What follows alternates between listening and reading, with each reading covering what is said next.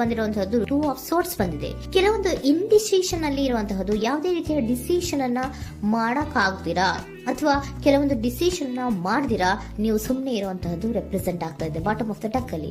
ನಿಮ್ಮ love life ನ ವಿಚಾರದಲ್ಲಿ ರೀಸೆಂಟ್ ಪಾಸ್ಟ್ ನಲ್ಲಿ ಕೆಲವೊಂದು ರೀತಿಯ ಎಂಡಿಂಗ್ ಗಳಾಗಿರುವಂತಹದ್ದು, ಲವ್ ಲೈಫ್ ನ ವಿಚಾರದಲ್ಲಿ ಕೆಲವೊಂದು ರೀತಿಯ ಡಿಸ್ಟರ್ಬೆನ್ಸ್ ಗಳಾಗಿರುವಂತಹದ್ದು, ಅವ್ಯವಸ್ಥೆಗಳಾಗಿರುವಂತಹದ್ದು, ಸಮಾಧಾನ ಇಲ್ಲದೆ ಇರುವಂತಹದ್ದು ರೆಪ್ರೆಸೆಂಟ್ ಆಗ್ತಾ ಇದೆ. ಯಾಕೆ ಅಂದ್ರೆ ಲವ್ ಲೈಫ್ ನ ವಿಚಾರದಲ್ಲಿ ಯಾವುದೇ ರೀತಿಯ ಪಾಸಿಟಿವ್ ಬದಲಾವಣೆಗಳು ಆಗುತ್ತಾ ಅನ್ನುವಂತಹದ್ದು ನೀವು ಪಾಸ್ಟ್ ನಲ್ಲಿ ನೀವು ನಿಮ್ಮ ಲವ್ ಲೈಫ್ ನಲ್ಲಿ ನೀವು ಆಲೋಚನೆಯನ್ನ ಮಾಡಿದ್ದೀರಿ. ಕೆಲವೊಂದು ಬದಲಾವಣೆಗಳಾಗುವಂತ ಸಾಧ್ಯತೆಗಳಿದೆಯಾ ಅಂತ. ಆದ್ರೆ ಎಂಡಿಂಗ್ ಗಳಾಗಿರುವಂತಹದ್ದು ಯಾವುದೇ ರೀತಿಯ ಸರಿ ಹೋಗ್ತಿಲ್ದೇ ಇರುವಂತಹದ್ದು ರೆಪ್ರೆಸೆಂಟ್ ಆಗ್ತಾ ಇದೆ. ತುಂಬಾ ಆಲೋಚನೆಯನ್ನ ಮಾಡಿರುವಂತಹದ್ದು ನಿಮ್ಮ ಲವ್ ಲೈಫಿನ ವಿಚಾರವಾಗಿ ನಿದ್ರಾಹೀನತೆಗಳಾಗಿದೆ.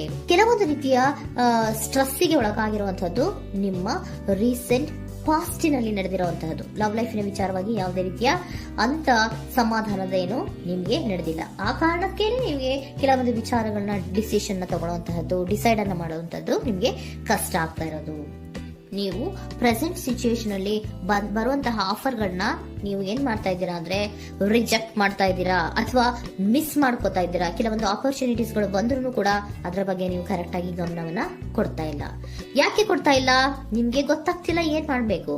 ಅದಕ್ಕೋಸ್ಕರ ನೀವ್ ಏನ್ ಮಾಡ್ತಿದ್ದೀರಾ, ಎಂಡಿಂಗ್ ಆದಂತಹ ಆಫರ್ಗಳಿರ್ಬೋದು ಅಥವಾ ಬೇರೆ ಯಾವುದೇ ಆಫರ್ಗಳಿರ್ಬೋದು ಬಂದ್ರೆ ಅದನ್ನ ನೀವು ಗಮನನೇ ಕೊಡದೇ ಇರುವಂತಹದ್ದು. ಯಾವುದೋ ಕೆಲವು ವಿಚಾರ ನಿಮ್ಮ ಲವ್ ಲೈಫ್ ನ ವಿಚಾರವಾಗಿ ಕೆಲವೊಂದು ರೀತಿಯ ಮತ್ತಷ್ಟು ಮುಂತಾದ ಅಂದ್ರೆ ರಿವ್ಯಾಲ್ಯೂಯೇಷನ್ ಅನ್ನ ಮಾಡ್ತಾ ಇರುವಂತಹದ್ದು ಪ್ರೆಸೆಂಟ್ ಆಗ್ತಾ ಇದೆ. ಪ್ರೆಸೆಂಟ್ ಅಲ್ಲಿ ನಾನು ಯಾವುದೇ ಆಫರ್ ಅನ್ನ ತಗೊಳ್ಳುವಂತ ಸ್ಥಿತಿಯಲ್ಲಿ ಇಲ್ಲ ಅನ್ನುವಂತ ರೀತಿಯಲ್ಲಿ ನೀವು ಆಫರ್ಗಳನ್ನ ಮಿಸ್ ಮಾಡ್ಕೊಳ್ಳುವಂತಹದ್ದು ಅಥವಾ ರಿಜೆಕ್ಟ್ ಮಾಡುವಂತಹದ್ದು ರೆಪ್ರೆಸೆಂಟ್ ಆಗ್ತಾ ಇದೆ.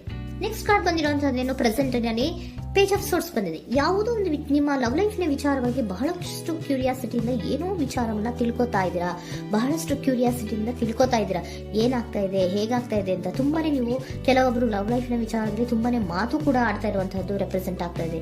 ಏನಾಗ್ತಾ ಇದೆ, ಹೇಗಾಗ್ತಾ ಇದೆ, ಈ ಗಲಿಬಿಲಿಗಳು, ಡಿಸ್ಟ್ರಾಕ್ಷನ್ಸ್ ಗಳು ಅಥವಾ ಡಿಸಿಷನ್ಸ್ ನ ಮಾಡಕ್ಕಾಗದೆ ಏನಕ್ಕೆ ಒದ್ದಾಡ್ತಿದೀವಿ ಅನ್ನೋದ್ರ ಬಗ್ಗೆ ಕೂಡ ನೀವು ಕೆಲವೊಂದು ರೀತಿಯ ಮಾತಾಡ್ತಾ ಇರುವಂತಹದ್ದು ರೆಪ್ರೆಸೆಂಟ್ ಆಗ್ತಾ ಇದೆ. ಯಾವಾಗ ಕೆಲವೊಂದು ವಿಚಾರಗಳಲ್ಲಿ ನೀವು ಮಾತಾಡಿ ಕ್ಲಿಯರ್ ಅನ್ನ ಮಾಡ್ಕೊಂತೀರೋ ಆಗ ನೀವು ಕೆಲವೊಂದು ರೀತಿಯ ಆಕ್ಷನ್ಸ್ ಗಳನ್ನ ತಗೋಬೇಕು ಅನ್ನೋಂಥ ನಿರ್ಧಾರವನ್ನ ಮಾಡಿರುವಂತದ್ದು. ಆಫರ್ಗಳು ಬಂದ್ರೂ ಕೂಡ ರೆಫ್ಯೂಸ್ ಮಾಡ್ತೀರಾ. ಆದ್ರೆ ಏನೀಗ ಹಿಂದೆ ಪಾಸ್ಟಿನಲ್ಲಿ ನಡೆದಿತ್ತೋ ಅದು ಯಾಕಾಯ್ತು, ಏನಕ್ಕೆ ಹಂಗಾಯ್ತು ಅನ್ನೋದ್ರ ಬಗ್ಗೆ ಕೂಡ ನೀವು ಮಾತಾಡುವಂತ ಸಾಧ್ಯತೆಗಳು ರೆಪ್ರೆಸೆಂಟ್ ಆಗ್ತಾ ಇದೆ ಪ್ರೆಸೆಂಟಿನಲ್ಲಿ. ಆಮೇಲೆ ನೀವು ಮಾತಾಡಿದ್ಮೇಲೆ ಕೆಲವೊಂದು ರೀತಿಯ ನಿರ್ಧಾರಗಳನ್ನ ಮಾಡುವಂತಹದ್ದು. ನೈಟ್ ಆಫ್ ವ್ಯಾಂಡ್ಸ್ ಬಂದಿದೆ. ಸೊ ಆವಾಗ ನೀವು ನಿಮ್ಮ ಕೆಲವೊಂದು ವಿಚಾರಗಳಲ್ಲಿ ಕ್ಲಾರಿಟಿಗೆ ಬಂದ್ಮೇಲೆ ನಿಮ್ಮ ಲೈಫಿನ ವಿಚಾರದಲ್ಲಿ ಕೆಲವೊಂದು ಆಕ್ಷನ್ ಗಳನ್ನ ತಗೊಳ್ಳುವಂತಹದ್ದು ರೆಪ್ರೆಸೆಂಟ್ ಆಗ್ತಾ ಇದೆ. ಹಾಗೆ ಏನ್ ಆಕ್ಷನ್ಸ್ ಗಳನ್ನ ತಗೋತೀರಾ? ಈಗ ಕೆಲವೊಂದು ರೀತಿಯ ಆಫರ್ಗಳನ್ನ ನೀವು ಬಂದಂತಹ ಆಫರ್ಗಳನ್ನ ನೀವು ಏನ್ ಮಾಡಿದ್ದೀರಾ, ರೆಫ್ಯೂಸ್ ಅನ್ನ ಅಟ್ ಪ್ರೆಸೆಂಟ್ ಅಲ್ಲಿ ಮಾಡಿದ್ದೀರಾ. ಈಗಲೂ ಕೂಡ ನೀವು ಬಂದಂತಹ ಆಫರ್ ಅನ್ನ ನೀವೇನ್ ಮಾಡ್ತೀರಾ, ರೆಫ್ಯೂಸ್ ಅನ್ನ ಮಾಡ್ತೀರಾ ಅಥವಾ ರಿಜೆಕ್ಟ್ ಅನ್ನ ಮಾಡ್ತೀರಾ. ಯಾಕೆ? ಸೆಕೆಂಡ್ ಕಾರ್ಡ್ ನಿಮ್ಗೆ ಇಮಿಡಿಯೇಟ್ ಫ್ಯೂಚರ್ ನಲ್ಲಿ ಸೆಕೆಂಡ್ ಕಾರ್ಡ್ ಬಂದಿರೋದು ಯಾವುದು, ಹಾರ್ಮೆಟ್ ಕಾರ್ಡ್ ಬಂದಿದೆ. ಸೊ ಲೋನ್ಲಿನೆಸ್ ಅನ್ನ ರೆಪ್ರೆಸೆಂಟ್ ಮಾಡುತ್ತೆ. ಯಾಕೆ ಲೋನ್ಲಿನೆಸ್ ಅನ್ನ ರೆಪ್ರೆಸೆಂಟ್ ಮಾಡುತ್ತೆ? ಬೇಡಪ್ಪ, ಈ ಜಗ್ಲಿಂಗ್ ಗಳೇ ಬೇಡ. ತುಂಬಾ ಜಗ್ಲಿಂಗ್ ಇದೆ ನಿಮ್ಮ ಲವ್ ಲೈಫ್ ನ ವಿಚಾರದಲ್ಲಿ. ಕೆಲವೊಬ್ಬರಿಗೆ ತುಂಬಾ ಜಗ್ಲಿಂಗ್ ಇದೆ. ಯಾವಾಗ್ಲೂ ಬ್ಯಾಲೆನ್ಸ್ ಅನ್ನ ಮಾಡ್ತಾ ಇರ್ಬೇಕು. ಈ ಕಡೆಗೆ ಹೇಳಿದ್ರೆ ಆ ಕಡೆಗೆ ಹೋಗುತ್ತೆ, ಆ ಕಡೆಗೆ ಹೇಳಿದ್ರೆ ಈ ಕಡೆಗೆ ಬರುತ್ತೆ. ಯಾವ ಕಡೆ ಅಂತ ಮಾಡೋದು ಅನ್ನುವಂತಹ ಆಲೋಚನೆಯನ್ನ ಮಾಡ್ತಾ ಇರುವಂತದ್ದು. ಸದ್ಯಕ್ಕೆ ಯಾವುದೇ ಆಫರ್ ಬೇಡ, ಸ್ವಲ್ಪ ಒಂಟಿಯಾಗಿರೋಣ ಅಂತ ನೀವು ಆಲೋಚನೆಯನ್ನ ಮಾಡ್ತಾ ಇರುವಂತದ್ದು ರೆಪ್ರೆಸೆಂಟ್ ಆಗ್ತಾ ಇದೆ. ಮತ್ತೆ ಕೆಲವೊಬ್ಬರಿಗೆ ಕೆಲವೊಂದು ರೀತಿಯ ಕ್ಯೂರಿಯಾಸಿಟಿಯಿಂದ ಏನಾಗ್ತಾ ಇದೆ ಅಂತ ವಿಷಯಗಳನ್ನ ತಿಳ್ಕೊಂಡ್ಮೇಲೆ ಕೆಲವೊಂದು ಆಕ್ಷನ್ಸ್ ಗಳನ್ನ ತಗೊಳ್ಳುವಂತದ್ದು ಕೂಡ ರೆಪ್ರೆಸೆಂಟ್ ಆಗ್ತಾ ಇದೆ. ಯಾವುದೇ ರೀತಿಯ ಭಯ ಇಲ್ಲದೆ ವಿಷಯಗಳನ್ನ ತಿಳ್ಕೊಂಡು ನೀವು ಆಫರ್ಗಳನ್ನ ಅಟ್ ಪ್ರೆಸೆಂಟ್ ಅಲ್ಲಿ ರೆಫ್ಯೂಸ್ ಮಾಡೋ ಸಾಧ್ಯತೆಗಳು ಕೂಡ ಕೆಲವೊಬ್ಬರಿಗೆ ರೆಪ್ರೆಸೆಂಟ್ ಆಗ್ತದೆ. ಯಾಕೆ ಆಫರ್ಗಳನ್ನ ರೆಫ್ಯೂಸ್ ಮಾಡ್ತೀರಾ?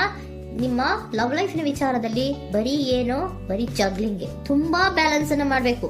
ಯಾವ ಕಡೆ ಮಾಡ್ಬೇಕು, ಹೇಗ್ ಮಾಡ್ಬೇಕು ಗೊತ್ತಾಗದೇ ಇಲ್ಲ. ನೀವೇನ್ ಮಾಡ್ತೀರಾ, ಸ್ವಲ್ಪ ದಿನದ ಮಟ್ಟಿಗೆ ನಾನು ಲೋನ್ಲಿ ಆಗಿರ್ಬೇಕು ಅನ್ನೋದನ್ನ ಇಲ್ಲಿ ನಿಮ್ಗೆ ಲವ್ ಲೈಫ್ ನ ವಿಚಾರವಾಗಿ ರೆಪ್ರೆಸೆಂಟ್ ಆಗ್ತಾ ಇದೆ. ಈ ಎಲ್ಲಾ ಕನ್ಫ್ಯೂಷನ್ಸ್ ಇರೋದ್ರಿಂದಲೇ ನಿಮ್ಗೆ ಬಾಟಮ್ ಆಫ್ ದ ಡಕ್ ಬಂದಿರೋಂತದ್ದು 2 ಆಫ್ ಸೋರ್ಟ್ಸ್ ಬಂದಿರೋಂತದ್ದು. ಸೊ ಇಂಡಿಸಿಷನ್ ಆಗ್ತಿರೋಂಥದ್ದು, ಏನ್ ಮಾಡ್ಬೇಕು ಗೊತ್ತಾಗಲ್ಲ. ಅದಕ್ಕೇನೆ ನೀವು ಇಲ್ಲಿ ಕುತ್ಕೊಂಡ್ಬಿಟ್ಟಿದ್ದೀರಾ, ನನ್ನ ಲವ್ ಲೈಫ್ ನ ವಿಚಾರವಾಗಿ ಯಾವ ನಿರ್ಧಾರವನ್ನ ಮಾಡ್ಬೇಕು ಅನ್ನುವಂತಹ ಆಲೋಚನೆಯನ್ನ ಮಾಡ್ತಾ ಇರುವಂತದ್ದು, ಹಾಗೇನೆ ಮಾಡುವಂತದ್ದು ನಿಮ್ಗೆ ರೆಪ್ರೆಸೆಂಟ್ ಆಗ್ತಾ ಇರೋದು. ಕೆಲವೊಬ್ರು ರೆಫ್ಯೂಸ್ ಅನ್ನ ಮಾಡಿ ಮುಂದೆ ಹೋಗುವಂತ ಸಾಧ್ಯತೆಗಳು ಇರುವಂತದ್ದು. ಮತ್ತೆ ಕೆಲವೊಬ್ರು ಆಫರ್ ಗಳನ್ನ ಬರುವಂತದನ್ನ ಬ್ಯಾಲೆನ್ಸ್ ಅನ್ನ ಮಾಡ್ಬೇಕು, ಜಗ್ಲಿಂಗ್ ಅನ್ನ ಮಾಡ್ಬೇಕು, ಸದ್ಯದ ಮಟ್ಟಿಗೆ ಒಂಟಿಯಾಗಿ ಇರೋಣ ಅಂತ ಆಲೋಚನೆಯನ್ನ ಮಾಡ್ತಾ ಇರುವಂತದ್ದು ರೆಪ್ರೆಸೆಂಟ್ ಆಗ್ತಾ ಇದೆ.